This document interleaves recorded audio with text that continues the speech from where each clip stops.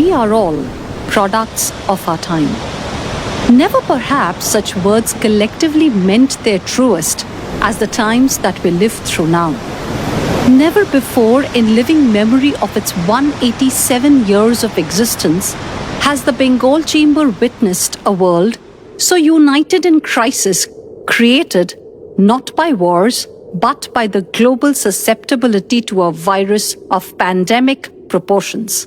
Yet, your chamber, as an institution and as a business collective, has worked and stood through unprecedented times brought forth by the viral pandemic and the devastating super cyclone, rallying all of us not only towards survival, but equipping us in being ready for life and business in the next normal.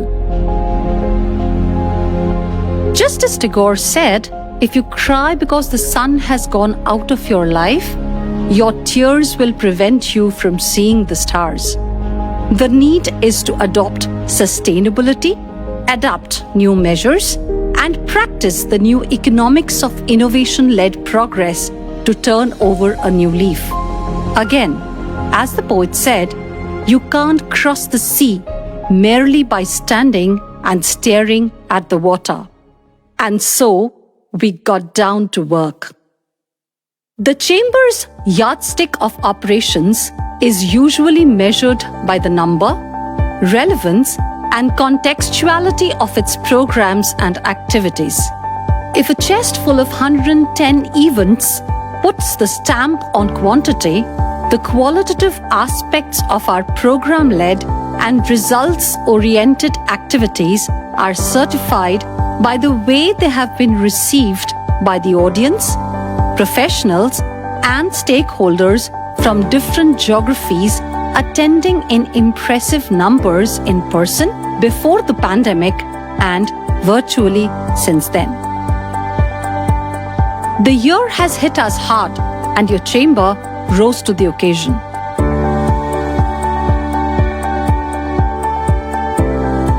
Chamber of commerce থেকে আজকে 500 বেনিফিশিয়ারির জন্য ত্রিপল, dry fruits, biscuit, এছাড়া solar lantern, medicine, এই সমস্ত জিনিস তারা নিয়ে এসছেন, নিজে হাতে নিয়ে এসে এখানে দিয়েছেন। কিছু জিনিস এই স্পটে দেওয়া হয়েছে, রামগঙ্গায় যে মানুষ যারা এফেক্টেড হয়েছে বাঁধ ভাঙায় বন্যার ফলে সেই মানুষের হাতে তুলে দিয়েছেন। কিছু জিনিস আমার ব্লক অফিসে রাখা আছে, যেটা দূরবর্তী অঞ্চলে আমরা পাঠানোর ব্যবস্থা করবো আগামীকালই।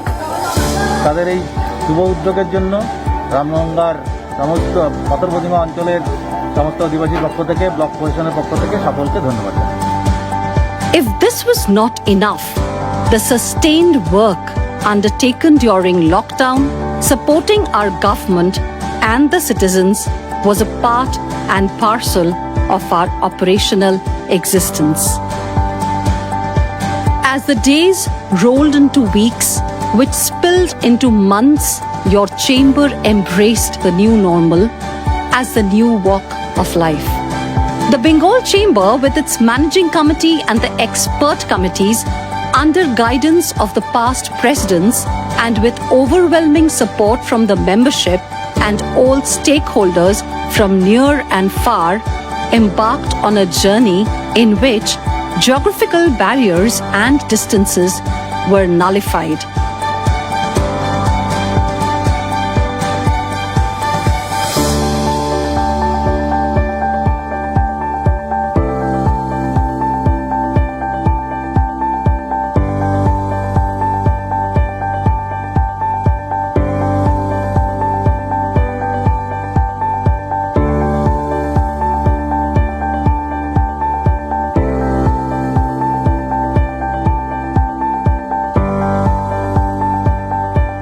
Digital and virtual became the realities of the day.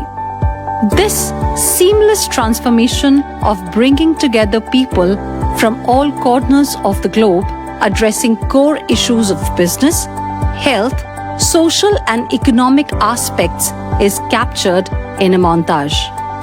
What we have experienced is that our pre-pandemic and post-pandemic programs may have been held on different platforms, but the intensity of engagement from participants has only strengthened over these 100 plus activities.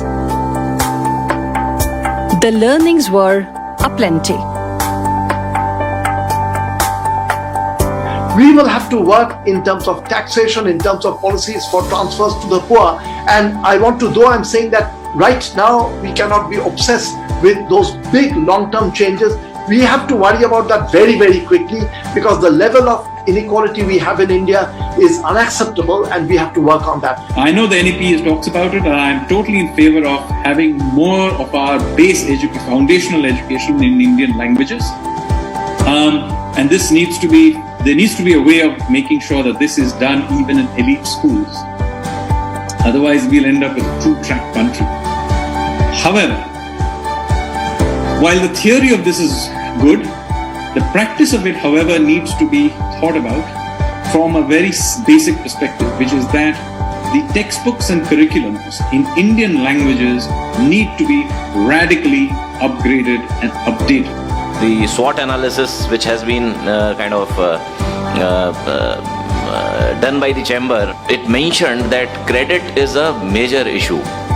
Now, with this growth in the credit, which has been witnessed in the state, this is a problem. The critical verticals of the economy and business were blended with talk shops and programs on a plethora of subjects. Even the Chamber's signature activities were held for a global audience, with participation climbing into several thousands.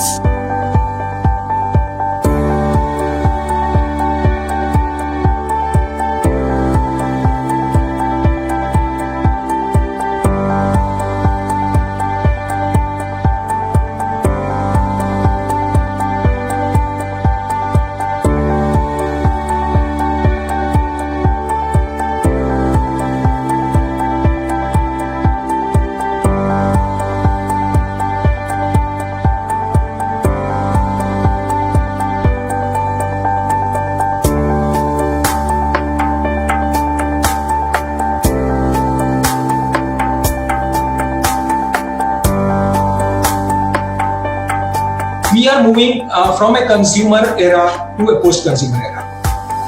We had excesses in our lives, in our behavior, in our spending. But now we are all going to look towards for health and a better balance in what we are going to do. We are doing certain things in order to be part of the region, but not adequate. It's not making the impact, because a lot of this is G2G, government to government, not enough P2P, people to people, and certainly not enough B2B, business to business.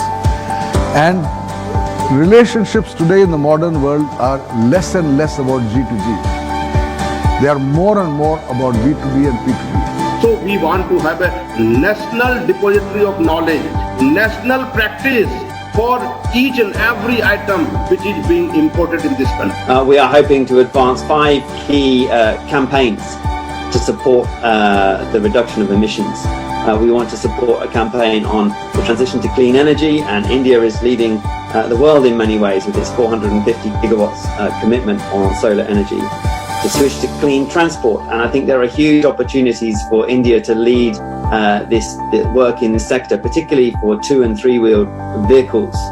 A campaign on nature-based solutions to demonstrate how mangroves like Sundarban can not only, protecting mangroves like the Sundarban can not only help protect communities and help them be more resilient to the effects of climate change, but can also help serve as a carbon sink to mitigate climate change itself. Work on adaptation and resilience, which is particularly important in neighbouring Bangladesh, for example, and other low-lying areas prone to flooding. And then underpinning all of that, work on finance. 2 principal focus areas, especially during this time, are people and health. On both, the Chamber has communicated learnings, best practices, and even advisories over and over again to the community at large, going much beyond the immediate business fraternity.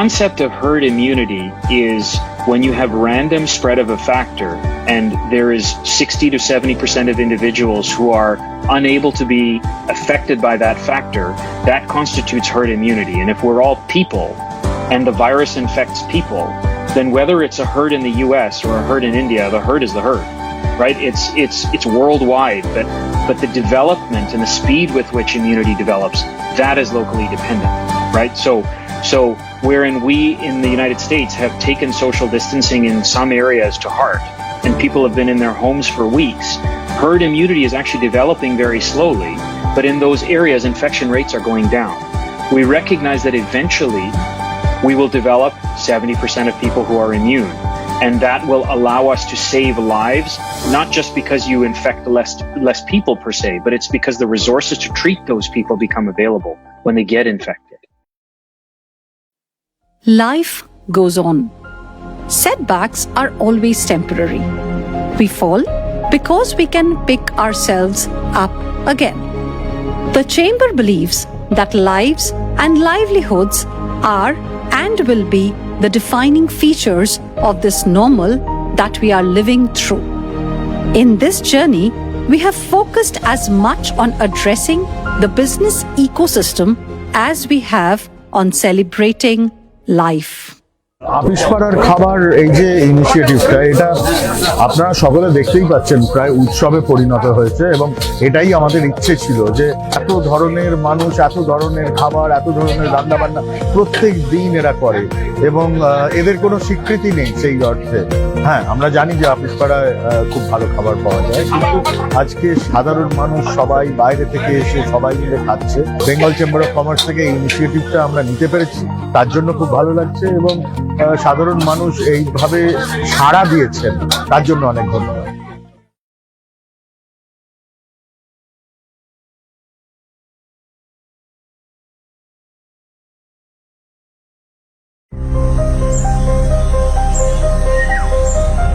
What do you find when you dig deep into the depths of the earth?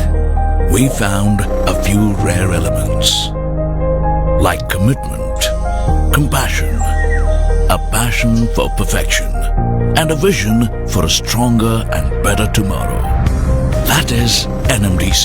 It's not just a pioneering story of one of the world's finest iron ore producers, but a story of leadership with a human touch.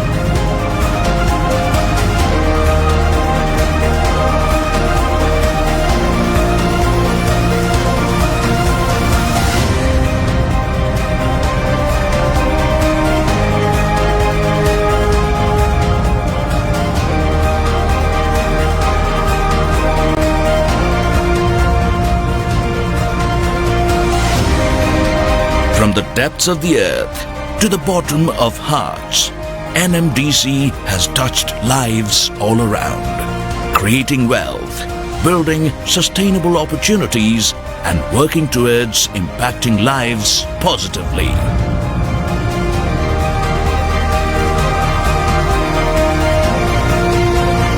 NMDC, harnessing Earth's goodness.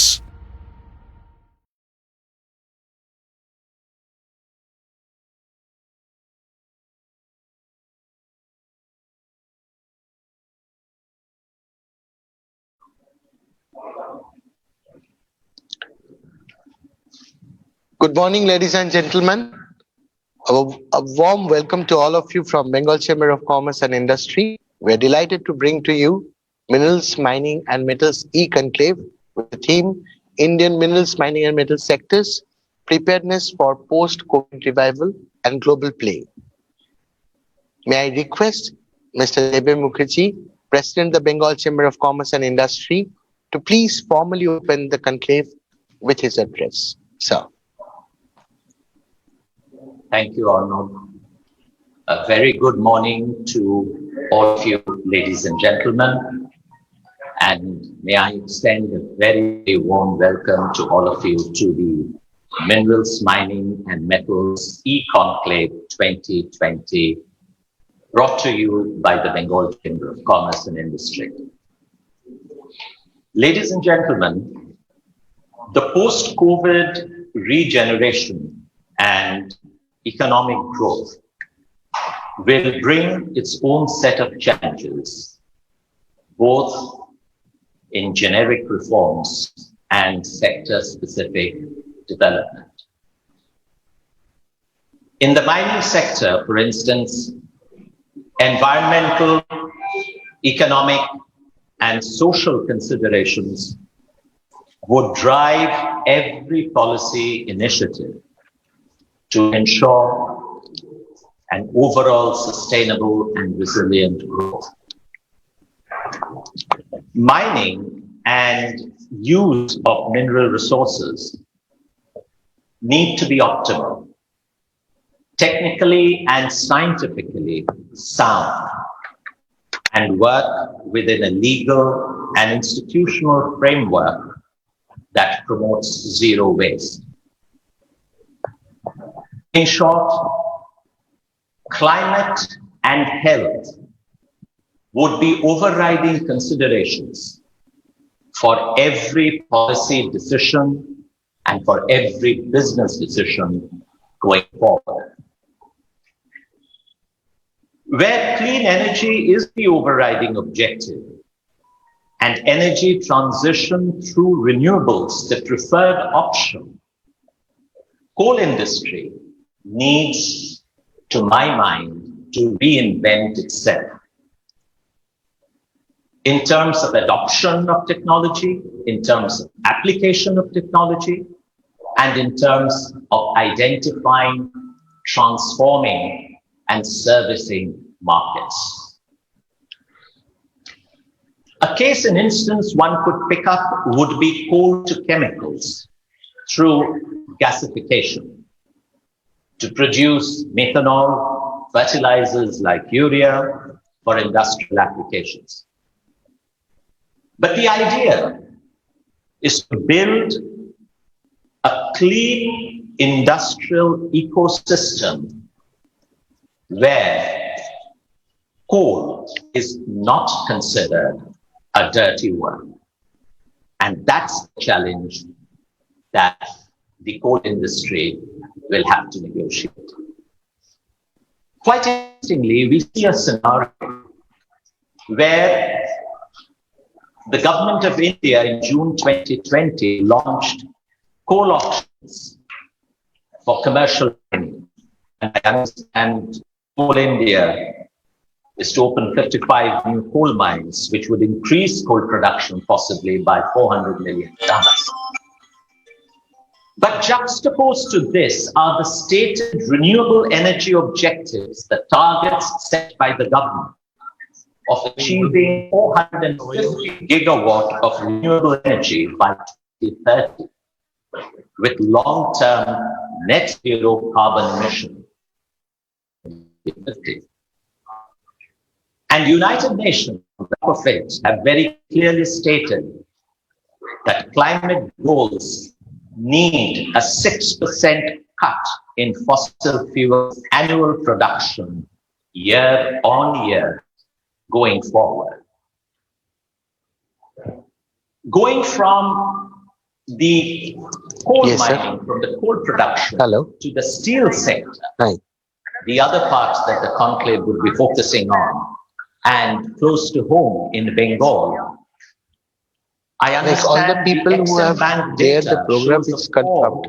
The last program I have shared. From Bengal by 4.6% in April and October. He's there. To the same period last year. Yes.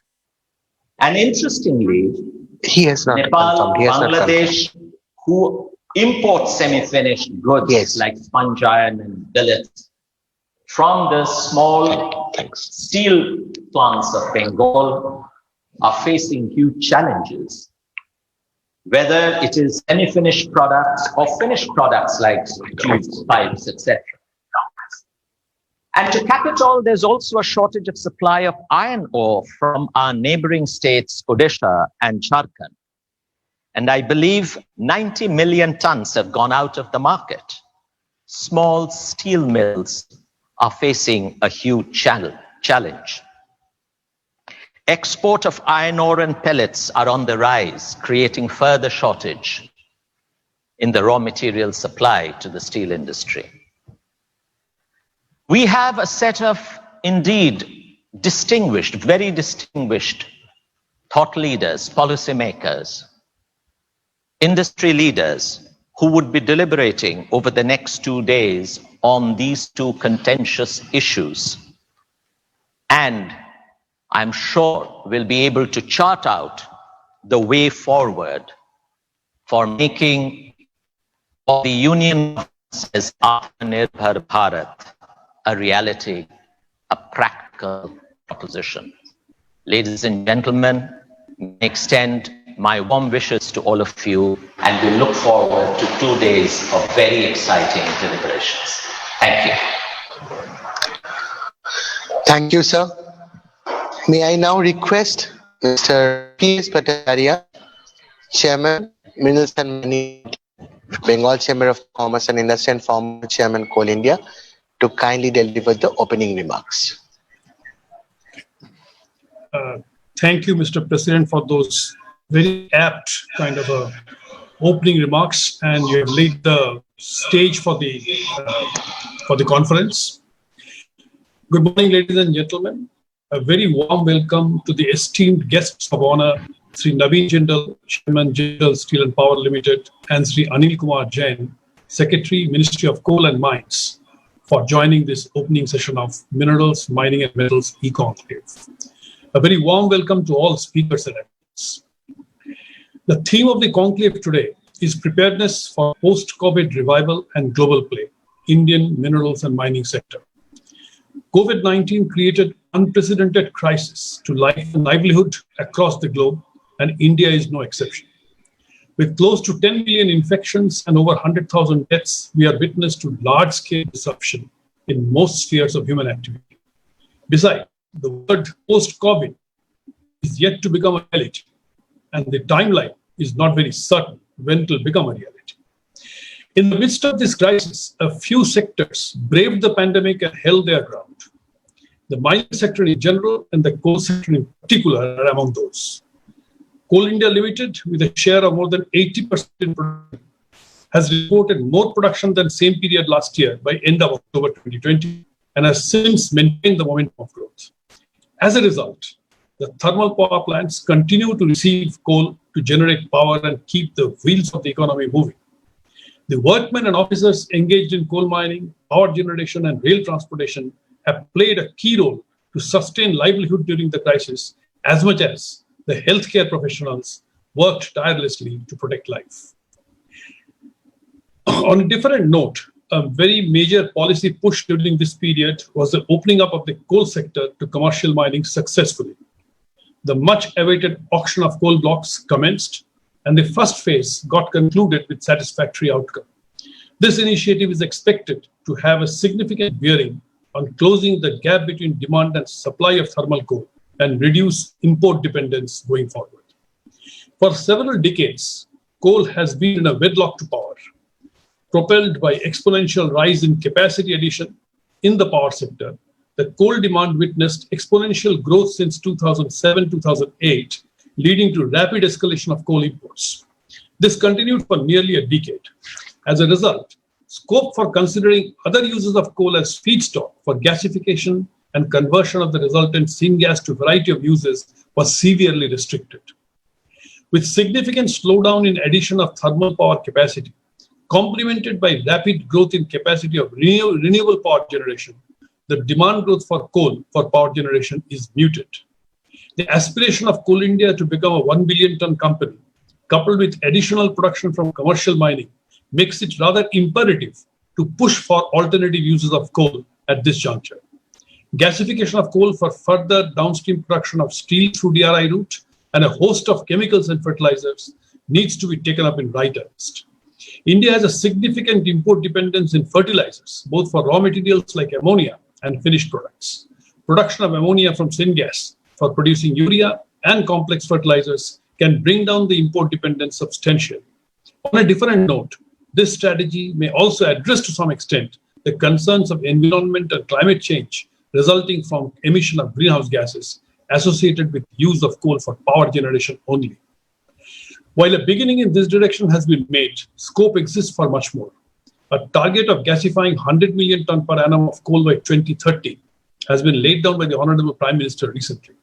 With concerted and coordinated efforts of public sector units like Coal India, GAIL, RCF, as well as private sector companies like JSPL and others, this aspirational target should become a reality on the ground within the time frame. India is one of the very few countries that might not witness the domestic coal production reach its peak anytime soon.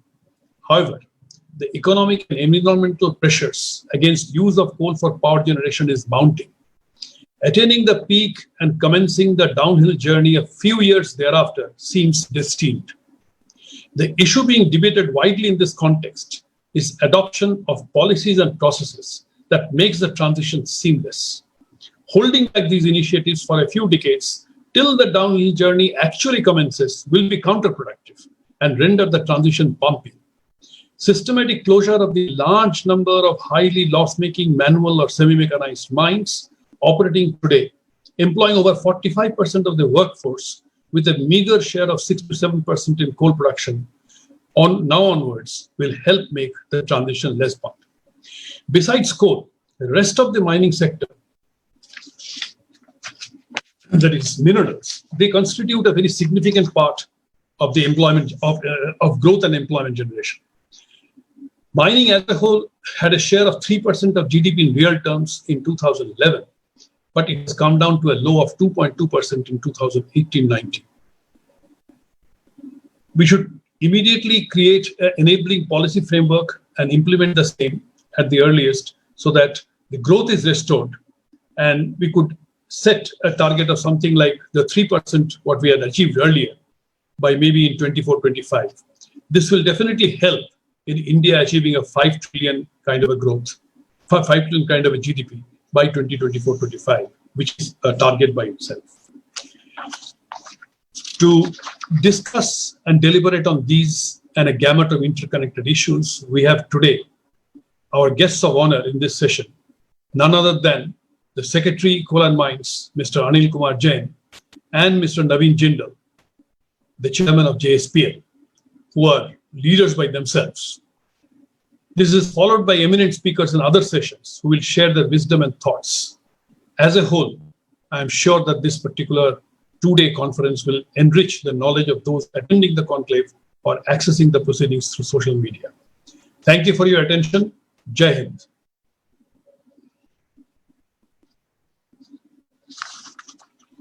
Take the privilege of briefly introducing Mr. Naveen Jindal. Mr. Naveen Jindal, a well-known Indian industrialist and philanthropist, is the chairman of Jindal Steel and Power Limited. JSPL is India's leading infrastructure conglomerate with interests in steel, mining and power sector. His vision at JSPL is driven by the core principle of nation building.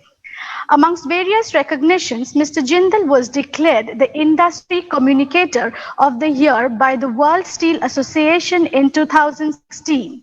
He was featured by the Fortune magazine at Asia's 25 hottest people in business for turning a struggling steel company into an Asian blue chip giant.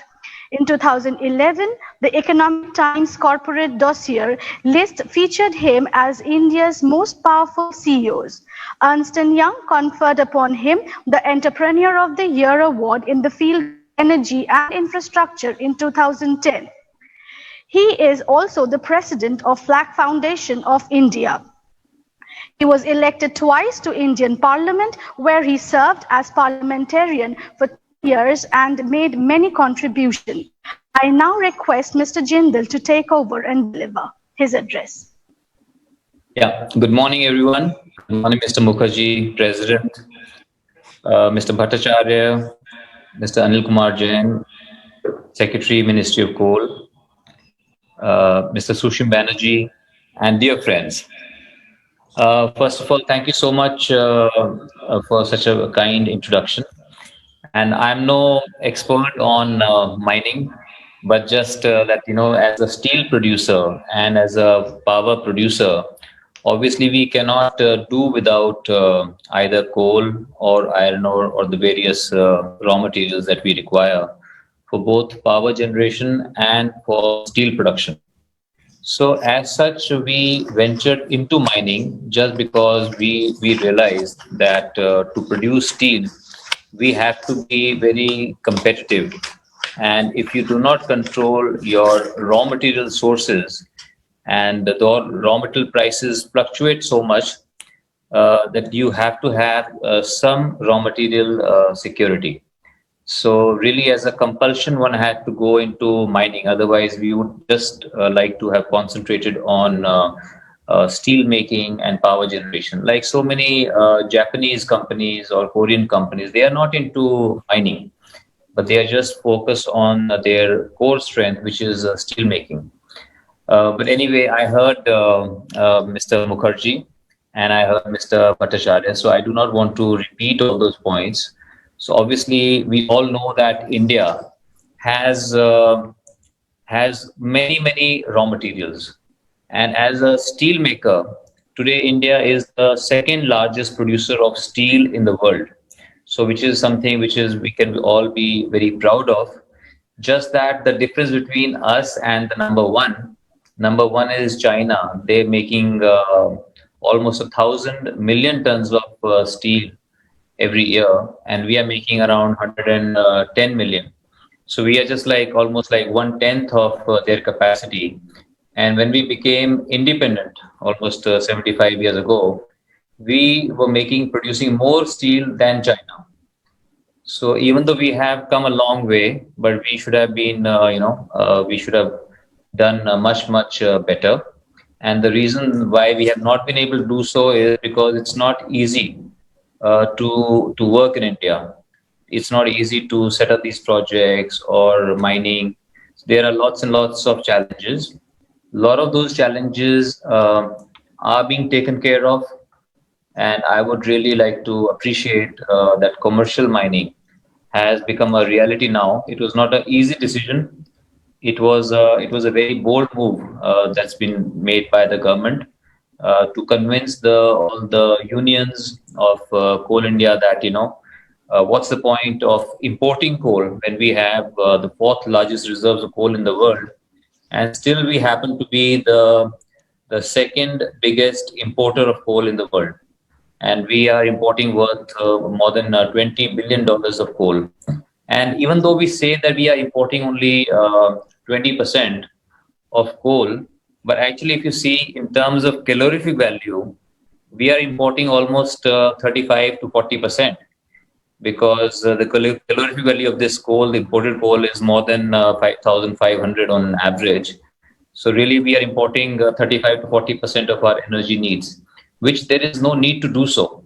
So I'm sure with the steps that the government has taken, the coal ministry has taken, that coal availability has already improved, and in the next, I would say 5 to 10 years, there would be no need for India to import coal other than some amount of coking coal. And then probably in 25-30 years, there'll be no need for coal, because we are all moving towards renewable in a very big way, be it solar, wind, hydro, nuclear. So there will be no need for coal. But today when we need to improve the quality of life of our citizens, it's very important that we use the mineral resources that India has to give Indians a better quality of life. If we see today, the per capita power consumption of Indians is only around 3 units per person per day. It's say around 1100 kilowatt hours per person per annum, which is less than 1/3 of the world average. and compared to the developed countries, this is like 1/20th. So there's a huge scope. Whether we talk about steel consumption, steel consumption also today is just about 75 kg per person per annum, and the world average is 215. China is more than 400. So we have to give Indians a better quality of life. For that, we need to make all these things. Power needs to be available. Power, and so for that, to give people power at an economical price, the fuel has to be economical. And only if we are able to source fuel economically, and then we are able to supply power economically, people can consume that power and make money on it and industrialize, whether it be that be MSME, large industries, small industries, businesses. Nobody can do without electricity. So I would say that India and as a steel producer, today we import 100% of our coking coal. 100%. We import more than 80% of our limestone because the quality of limestone that we require is not available in India for steel making. So what we have is thermal coal, and what we have in abundance is iron ore. So really, as a steel maker, if I say which mineral is our strength, why should India be making steel, is nothing but iron ore. And iron ore also now in India, the prices in the last 4 months have shot up almost 3 times. They've become 3 times, 300% increases there in iron ore prices. Mr. Mukherjee spoke about scarcity of iron ore. Yes, it's very true. It's really hurting the steel industry. Why should there be shortage of iron ore in the country? And all these minerals, be it coal or iron ore, are required for maybe next 25, 30 years. After that, there would be very little need for these virgin materials. So much of scrap is going to be available to be recycled, and the coal is going to be replaced by renewables. So then what Mr. Bhattacharya was saying, maybe then coal would only be required to be gasified. Because when we gasify coal, we are not using coal just to burn, just to give heat and just to give produce electricity. But we are using the chemical properties of coal. Like when we are doing coal gasification in JSPL at Angul plant in Odisha, so we are making synthesis gas, which is nothing but CO and hydrogen, carbon monoxide and hydrogen, which is synthesis gas. And with that gas, we are using this gas, synthesis gas, to react with iron ore as a chemical energy and producing DRI and then steel. Similarly, coal to gas, and this gas can then further be made into liquids. Petrol, diesel, aviation fuel, ammonia, fertilizer, so many hundreds of chemicals can be made from this gas. And CO2 also can be captured separately and could be sequestrated, or other uses of CO2 could be made. So obviously we have a long way to go. So for now, I would just like to say, if we, through this conference, if we are able to drive the need, that we need to make it easier, because mining in India is not easy. The miners, all the mining companies in India, they're making a huge contribution to the Indian economy, to the Indian industry. They deserve all the respect. And I would like to here say a few words about Coal India Limited. During these times of pandemic, it is very easy for companies to close down. It's very easy to slow down. But I must say that Coal India, its subsidiaries, they kept on producing. It was difficult, but they kept on producing. Indian Railways, they kept on working. And they kept on working. And as a result, we steel plants could sustain ourselves. We could continue to operate. The power plants could operate, could generate. There was no scarcity of electricity in the country. So there's a lot of hard work. There's a very lot of good planning of the government, of all these coal ministry behind this. So as a suggestions, I would just like to make a few suggestions for everyone's consideration. One is that we have to make things easier. Mining is a very respectable thing to do. Mining is something which has been done for centuries, right? Probably the most basic industry is mining. So we must do it, and there must be a lot of clarity on all the rules, regulations. So why should, nobody wants to go the wrong way. If one clearly knows, nobody wants to go the wrong way. So I would say there should be, to get the clearances, it takes so much of time. There should be a mechanism of the single window mechanism for grant of forest clearance, environment clearance, and there are so many multiple clearances are needed. And this is what one of the recommendations of the CAG report was, which came on coal, and they did not, nobody focused on this aspect. They just went on to other things. But I feel this is something really, really important. And then, whether it is coal blocks or iron ore blocks, government cannot be a hoarder. Government must take out a lot of these blocks. What are they going to be for? Why should the government think, whether it's state governments or the central government, that they're going to only bring few blocks at a time because they want to maximize on their premiums? And the industrialists, because there's so much of competition. In India, there is not like there are not few entrepreneurs, a few industry. In India, there are hundreds of entrepreneurs. Indian people are very, very entrepreneurial. They are very enterprising, and they want to go and grab opportunities. And as a result, there's too much of competition. When the government creates this artificial scarcity, there's too much of competition. The people end up paying huge premiums. We have seen this happening in coal, we have seen this happening in iron ore, and for every mineral, we've seen this happening. And then they become unsustainable. The very strength, the iron ore is our strength, but it is our strength at a particular cost. In India, we are charging the highest amount of royalty that anywhere in the world, highest amount of royalty, district mineral fund, etc., all these taxes. And then we are also say when we consume those minerals, we are paying 18% GST on steel. But this royalty does not get adjusted, is not GST compliant. So somehow all these taxes, duties should be made GST compliant. On coal, when we consume coal, we also pay 400 rupees GST compensation cess, which earlier used to be the clean energy cess. And after doing that, we do not get compensated. It is not adjusted in the GST that we pay. So all these kind of things lead to double taxation. And also when we are exporting, when we are exporting steel, all these royalties that we pay.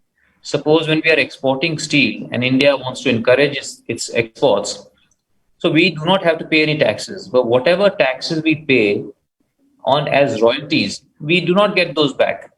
Whatever electricity duty, some states like Odisha, Chhattisgarh, they charge almost 60 paisa. Maharashtra charges 1 rupee electricity duty. This is not adjusted when we are exporting. So we become internationally uncompetitive.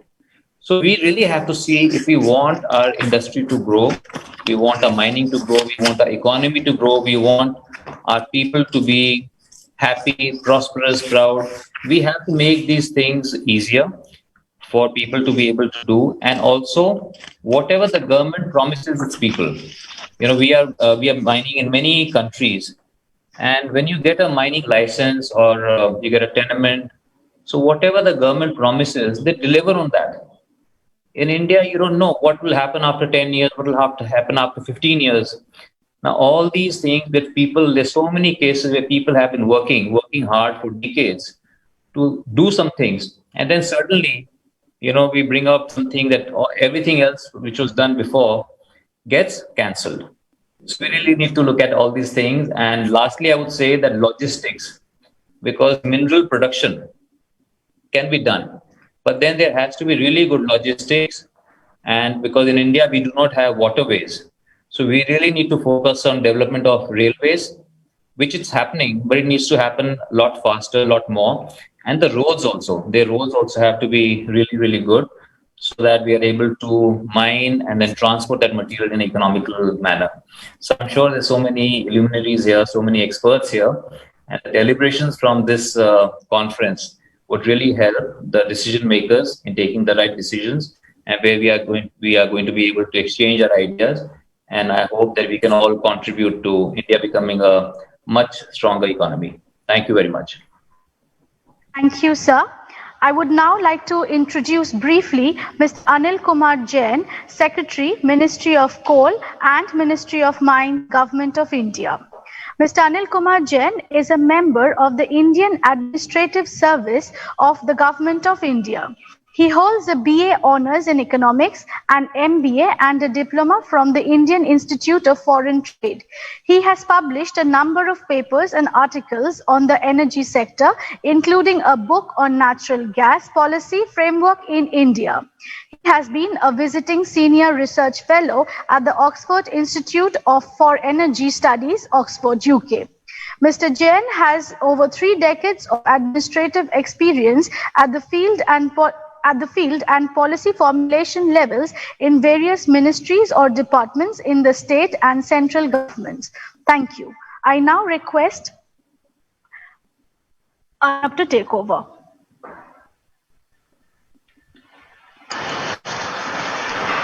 Thank you. Sir, I would request Mr. Anil Kumar Jain to kindly deliver his address. Good morning, friends. Mr. Mukherjee, President of the BCCI, Mr. Partha Bhattacharya, thank you very much for inviting me, giving me this opportunity to speak to you. I do know the strengths in the BCC because when we have to talk to anybody in the mineral sector, coal sector, power generation sector, I know that unless you speak to people from Calcutta who are very well organized under this umbrella, the consultation will not be complete. And I've been doing that ever since. Even when I was in Madhya Pradesh Industries Department and we were hosting a global investor summit, I remember we came to Calcutta and met up with the industrialists. So it's a good opportunity for me. And I heard some words of wisdom from the President and also from Mr. Naveen Jindal. Very, very pertinent. And it seems that all the issues which confront the coal and the mining sector, all that we need to do is fairly well on the table. What is now required is how to make it happen, how to make those reforms, or how to make those reforms actually get translated into reality on the ground. First of all, let me endorse the importance of the coal and the mining sector in general, which has been briefly touched upon by all the speakers before me. In fact, when I was thinking that how does the mining sector really play a multiplier role, and I realized that there's hardly any aspect of the economy which mining does not get involved with or contribute to. Employment generation, directly, indirectly, contribution to the GDP, exports, creation of infrastructure. It creates infrastructure which is used not only by the mineral sector, but also by the others, also the citizens of that place. What is not known is that this sector actually is a great contributor to the fiscal scenario, both of the state, railways in a big way, and center. And this is the sector which actually feeds the raw material to the industry. And in a way, the manufacturing and the industrial development is much dependent on the mineral development. The industrial development of Eastern India, I was born in Eastern India, and I know we always used to read the Damodar Valley and Bihar, Bengal. They have been the cradle of industries, specifically because of the minerals. So minerals have not got so much of credit or the growth of the economy as much as industries have got. So with that multiplier role, I'm suddenly reminded that the potential which this sector holds is actually vast, and only a small percentage of that has been exploited. In this regard, I'm reminded, because of holding charges of both the coal and the mining ministries, Coal India alone produces coal worth about 80,000 crores. And the major minerals, which are actually the remit of the Mines Ministry, their value of production is only 70,000 crore. This came as a huge surprise to me that the mineral sector is actually hitting much below its potential. And for a country like India, Chota Nagpur Plateau, the Deccan, southern parts, the Karnataka, mineral belt, Andhra's mineral belt, there is so much of potential which we can do. Rajasthan, why to forget? And all the precious metals and others, so this is a sector which is actually waiting to exploit its full potential. Even the high prices of the iron and steel, which some speakers have alluded to, actually speak of the distortions in the market and the mismatch between demand and supply. Despite of India having such large sources of iron ore, I started my career in the civil service from Bastar. And I remember in 1987-88, traveling to IC, CMD, NMDC on the panel as well. And we used to go to Kirandul, Pacheli, Balladilla mines.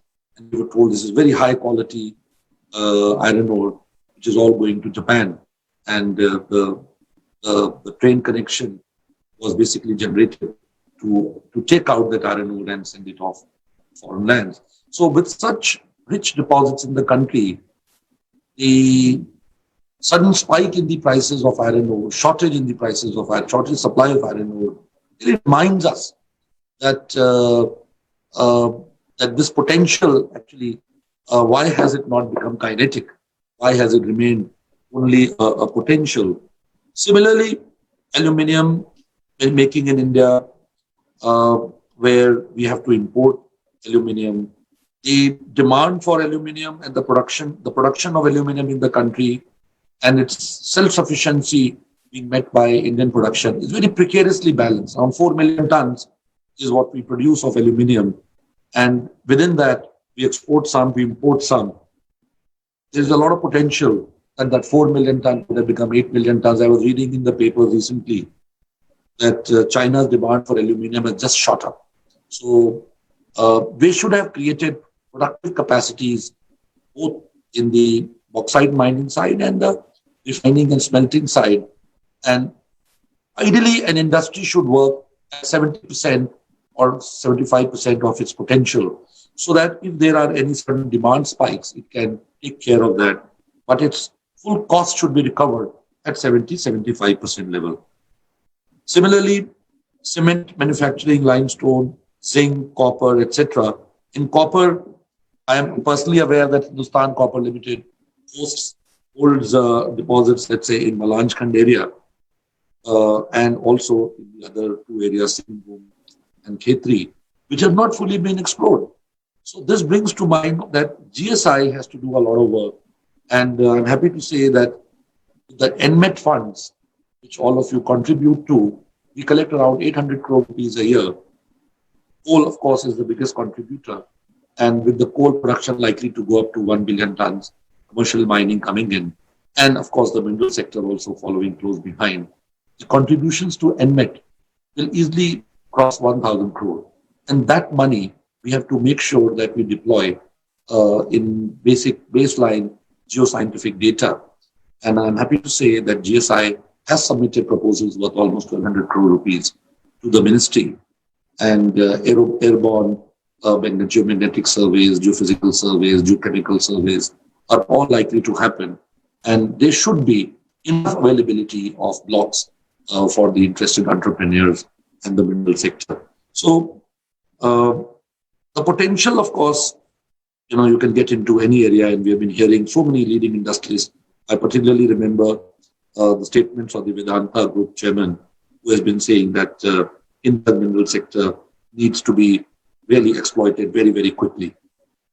Coal gasification is one area all of you have touched. And I'm happy to see that, coal gasification is now finding attention. And in this regard, I might also, though I shouldn't be doing it being secretary of the ministry, but I would like to appreciate the role of Coal India Limited, who has actually gone out of its way to mainstream coal gasification. Coal has always been there, but no entrepreneur came forward to develop the chemical energy out of coal. Of course, the BRI project Mr. Naveen Jindal spoke of is a pioneering project, but the wider application of coal gasification to methanol, glycol, DME, and stuff like that. So Coal India has stepped out of its the comfort zone of just being a coal miner and has invited bids for its Dankuni campus, where it has even taken the marketing risk. It has the tender which it has floated is a novel one of its own kind. It is said that it will supply coal, so it de-risks the operator from availability of the raw material, and has also agreed to pick up the finished product of methanol, so de-risking even the marketing side. So this is something which only a PSU would have thought of, and we do hope that with these and closely following are 3-4 more projects in different parts of coal-bearing states. And once these 3-4 projects, which we take as pilot projects, get mainstream, we are hopeful that by the maturing of the technology and the economics, there will be a huge appetite in the private sector, so that the Prime Minister's announcement of 100 million tons of coal gasification by 2030 is met by us. So what we need now is for the entities of the day and the larger industrial houses, and then the schools and Danis and Reliance and Shell and BP, Jindal for that matter, to start looking at coal gasification as a business proposition, and come to us, tell us how can we, after all, Coal India cannot, keep supporting projects on the lines of Dankuni. It is in the business of coal production. It's a raw material fuel supplier, but others have to come forward to take it like that. One area which I must mention is, of course, the mining reforms which are on the table and which are likely to be announced very soon. They are very critical strategic reforms. That is why we are not, just jumping out with it. There's a lot of strategic consultation which is taking place at all levels because these are vexed issues, and we have seen that in March, when the government opened up the merchant mines iron ore auction in Odisha, to my mind, they have not gone the intended way. I do hope that in the coming few months, production stabilizes.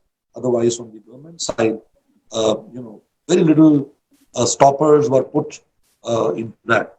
But it's a classic case that the market is not fully ready. That is my reading. Market is not fully ready to accept the such liberal reforms which were introduced in March 2020. The Mineral Development and Production Agreement, the MDPA of iron ore mines, is absolutely open-ended, unlike the coal CBDA. And you have seen that the commercial coal mining bids have invited just a moderate and the right kind of response, about 35% on an average premium, whereas in the case of iron ore, it shot up, so high, and then people have defaulted and they have not produced. So, very mindful of the requirement of, delicately transitioning from very closed kind of a scenario to an open scenario. We will still go forward, and some of the things which will be path-breaking will be that in the case of PL-ML blocks, we hope these are things still in the offing, and until they happen, one cannot say for certainty. But what we are proposing is that for the PL-ML auction round, the degree of exploration can go from G3 to G4. So this will instantly open up a vast number of blocks. And even for full mining leases, presently what is G2, for the surfacial minerals, we feel that even G3 level should be available for auctioning straightway for mining leases. So I think this is itself going to be a very similarly large reform. And coal reforms is a case in example which tells us how to handle the mining reforms. In the sector of coal, I will not say that the reforms are over. The grant of mining leases, that is one reform which has already happened. The next reform that we need to do is in the marketing reform of Coal India's coal production. Coal India, which produces almost 80% of India's domestic production, still, all kinds of auction that they happen. Something is called special forward auction, something is exclusive, something spot, something NRS. We want to finish all that and we want to bring it all into one bucket. So let there be a market discovery of prices. And let me assure you that the little buckets, they are no longer serving the purpose. They are only, in fact, enhancing the price of raw material to some sectors. So if we put them all together, it will, I think it will bring the prices down. It will bring some sense of balance and satisfaction to the market. In the end, all that I want to say is that sustainable mining, sustainability is a subject which even Mr. Mukherjee alluded to, and it is upon us. So climate change, air quality concerns, and especially with the US elections, Biden having come in, climate change is really going to be upon us. Now, what I would like to leave, a thought with the industry is that while we do a lot of this talking, are we really adopting climate change concerns, air quality concerns in our industry? Because for that, I find India a little remiss in that I do not see any attention towards the energy efficiency measures in the use of HEMM, in the use of transportation. We all know of the very successful LED experiment of India. So the LED bulbs were, from 45 or 35 watt incandescent lamps, we moved straight away to a 7 watt LED lamps. And we know that it made a huge difference to the way discoms were bleeding, because discoms don't get price for the power that they sell. And this the drop in demand has, it may have been one-time expense for them to have distributed LEDs, but for a long term, it has really come as a shot in their arm. Similarly, energy efficiency, use of LNG in the vehicles, moving to electric mobility to whatever extent we can, and introduction of solar parks inside the mining area. Some problems I do understand. I have been told that your renewable purchase obligations today cannot be met if you were to be captive generators on your own. Those issues we are taking up. But nevertheless, the industry has to, Indian mining industry has to rise to the occasion, especially if, we all know that Mr. Naveen Jindal mentioned that right now the production of iron is still 110. And by 2030, the government proposes to make it 300 million tons. In coal, from 600 plus of Coal India, we propose to go to 1 billion ton. So we just heard Mr. Jindal say that Chinese, production of steel is 1 billion tons. Can you imagine that if we were to mine and produce iron and steel and bauxite and power, transport, mine, etc., the same way that we do now, and try to catch up with those numbers, what kind of environmental, catastrophe we might bring to India? I worry a lot that most of this coal production going to Odisha, is not good for Odisha, because at one point of time, we are seeing that transportation of coal is much more expensive than transportation of electron. Now, with that in mind, if people were to put up the future power plants in Odisha, or if other plants in the rest of the country were to shut down, and Odisha and Chhattisgarh-based plants were to up their PLF, the amount of fly ash, which will get generated in these parts of the country. So, when we talk of 110 million ton going to 300 million ton, when we talk of India achieving 1.2 billion tons of coal and stabilizing there, we have to build in is sustainability right away. And we know very well, you are business leaders, you know your IRRs, and you know your cash positions, it is much more economical to build in these efficiencies when you are doing greenfield projects. To retrofit, no, we know it all. I've served in the energy sector far too long to know that even in countries like US and Europe, where they're trying to clean up their energy systems now, they're finding it much more expensive because they will have to shut down power plants and they will have to, take a lot of drawing back of the fossil-based electricity systems as compared to India, where a new system is being generated. From 1300 to 1400 billion units of power that we generate, we may need to go up to almost 2.5 billion, 2,500 billion units. So when we build in the systems, if you make it compatible to green and efficiency, it is cheaper than retrofitting. So my call to the mining sector is that I would really look forward to hearing more news items. I would really look forward to some initiatives of greening. We all know very well, people talk of green aluminum. And but I would really look forward to hearing how India's mining sector has adopted sustainability. And with those words, thank you very much. And I look forward to receiving the outcomes of your deliberation at the end of 2 days, and really happy to cooperate them in our policies. Thank you. Thank you, sir. Now I would request Mr. Shushim Banerjee to kindly conclude the session with a formal vote of thanks.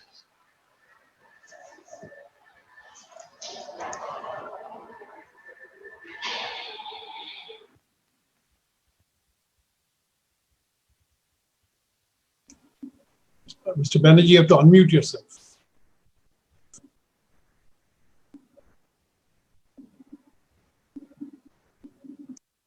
Thank you. Thank you, speakers. We have just concluded a very interesting inaugural session of the Minerals, Mining and Metals E-Conclave by Bengal Chambers of Commerce and Industry. I thank all the speakers for their valuable comments. In the inaugural address, Mr. Deb Mukherjee, President, Bengal Chamber, has drawn our attention to the climate and health, which is the overriding priority for both mineral and the mine sector. He has also pointed out about some temporary shortage of iron ore in Odisha, which is causing some problem for the steel-based industry there. And also at the same time, the export of iron ore and pellets are going up, which is leading to the further shortage of this material. Thank you, Mr. Mukherjee, for setting the tone of this webinar. The opening remarks by Mr. P.S. Bhattacharjee, former chairman of Coal India and chairman, Minerals and Mining Committee, BCCI, was as usual very interesting. He drew our attention to the Coal India production, which is going up. In spite of the pandemic, Coal India has been able to maintain their production level, and which was commented also by Mr. Naveen Jindal when he said that in spite of the pandemic, the supply of coal has really helped Indian steel industry to maintain the level of their production as well as the power supply throughout the country. Mr. Bhattacharjee has asked for the opening of the coal mines. Significantly, it has increased the supply, and it will also lead to the import of the non-coking coal. The target for 100 million tons of coal gasification has been also commented by Mr. Bhattacharjee, with the seminal work done in this regard by JSPL in their Angul plant by setting up the coal to gas, syngas model, and the plant is running very smoothly, and hopefully this will be also followed by the country as a whole. Mr. Bhattacharjee concluded his remarks saying that mining share in GDP must grow up from 2.2% to 3%. It was followed by the, thank you, Mr. Bhattacharya, for your insightful comments. The address by our first guest of honor, respected Naveen Jindal ji, the chairman of Jindal Steel and Power, touched upon a variety of aspects which are most relevant for a robust and sustainable growth of Indian iron and steel industry. He pointed out that steel production, to be competitive, must have a regular supply of quality raw materials. That is the crux of the connection between the mining and the steel industry. And therefore, steel industry can be competitive if the raw material scenario is much improved compared to what it is today. He mentioned about the imported value. If you calculate it in terms of the calorific value, it is actually mind-boggling that we are importing so high the coking coal particularly, and also non-coking coal. Then he came down to the issue of coal gasification. The plant that has been set up, it's a very novel and innovative idea that JSPL has gone into it, and it is a path-breaking, innovative thing that has been done, which will hopefully be followed by the government, which later on Mr. Jain has also said about the government planning in this. And therefore, however, Mr. Naveenji has pointed out our attention to the cost aspect of the raw material because of the imports taking place. And so as a suggestion, he concluded his speech by giving 3-4 very valuable suggestions, which I am sure the Mining and Metal Committee of Bengal Chamber will further take it forward. First is, he wanted the mining rules and regulations should be made clear to everybody, and it should be very much open to all. And why only some of the coal blocks or iron ore blocks are put into auction, and it creates a lot of undue competition among the bidders, and as a result, the prices quoted become very high, which later on is not implemented because of the high price. So he wanted more open scenario for the coal blocks and iron ore blocks to be put into auction. Then there was an issue which he has pointed out about the GST compliance of all duties, why the royalty and the other cess that a miner has to pay, why these are not GST compliant, and particularly it is affecting the export of steel because people are paying a lot of high electricity charges throughout the country, which are varying and very high. So these electricity charges are also making our export quantity of steel very uncompetitive. Then he also mentioned about the logistic issue and the mining license, whether it can be made much easier. We were looking forward very clearly to the, thank you Nabilji for your insightful comments. The last speaker was Mr. Anil Kumar Jain, our respected secretary in the Coal and Mine Ministry, and he also made the government position very clear. What he sounded was that the government is coming out with the mining reforms, and it should, because they are taking care of all the segments of industry, their point of views. So the discussion is going on, and shortly we will have a mining reforms guidelines, which will further simplify and take care of the issues and problems that the other speakers have said.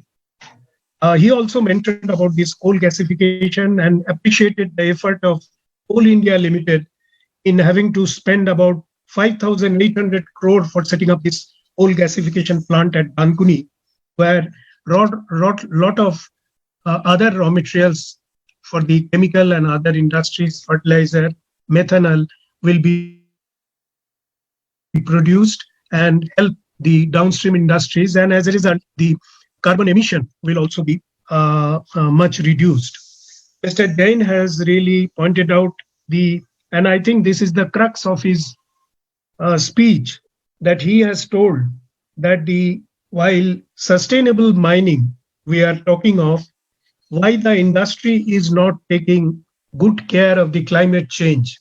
What are the efforts that the industry themselves are doing? I think these are a challenge for the iron and steel industry to listen to the advice of Mr. Jain, our Secretary Coal Mining, that what are the efforts that the climate change efforts that the industry is doing while they are making this advantage of coal mining. So